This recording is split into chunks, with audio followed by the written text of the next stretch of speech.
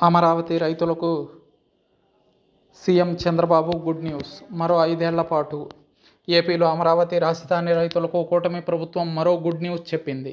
గత 5 ఏళ్లుగా 3 రాజధానుల సాకుతో ప్రభుత్వం వారిని తీవ్ర ఇబ్బందుల పాలు చేసింది.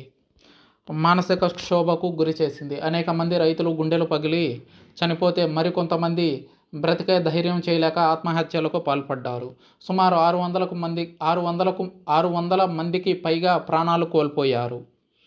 ఈ నేపథ్యంలో కూటమి సర్కార్ వైపు ఏకపక్షంగా మొగ్గిన రైతులకు అండగా నిలవాలని చంద్రబాబు సర్కార్ భావిస్తుంది. ఇందులో భాగంగా రైతులకు వచ్చే 5 ఏళ్ల పాటు మేలు చేసే మరో కీలక నిర్ణయం తీసుకుంది. దీంతో వారికి భారీ ఊరట లభించినట్టయింది. అమరావతి రాజధాని నిర్మాణం కోసం రైతులు దాదాపు 36,000 ఎకరాలు 3 పంటలు పండే భూముల్ని ప్రభుత్వానికి ఇచ్చారు. దీనికి ప్రతిఫలంగా రాజధానిని అభివృద్ధి చేసి వారికి మెరుగైన ప్లాట్లు ఇస్తామని ప్రభుత్వం ఒప్పందం చేసుకుంది. అయితే ఆలోపు వ్యవసాయం లేకపోవడంతో ఆర్థికంగా వారు ఇబ్బందులు పడకుండా ఏటా కౌలు చెల్లింపుకు ప్రభుత్వం అంగీకరించింది.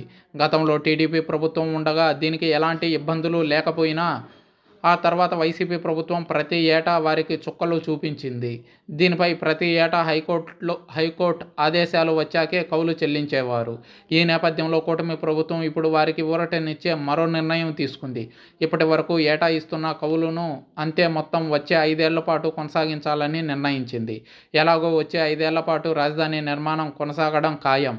కాబట్టి ఈ 5 ఏళ్లలో వారు ఇబ్బందులు పడకుండా ఉండేందుకు కౌలు గడువును మరో 5 ఏళ్ల పాటు పెంచనున్నారు. అయితే ఈ కౌలు గడువుని 2024 నుంచి 2034 వరకు ఇచ్చే అవకాశం ఉంది.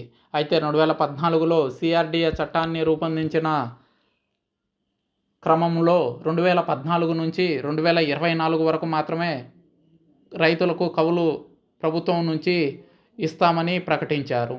అయితే గత 5 ఏళ్లలో రైతుల పట్ల, రాజధాని చుట్టుపక్కల ప్రాంతాల పట్ల వివక్షతో ముఖ్యమంత్రి వ్యవహరించిన తీరు యావత్ భారతాన్నే విస్మయానికి గురి చేసింది. సుమారు 4 ఏళ్ల పాటు ఓ ఉద్యమం, ఓ దీక్ష కొనసాగింది.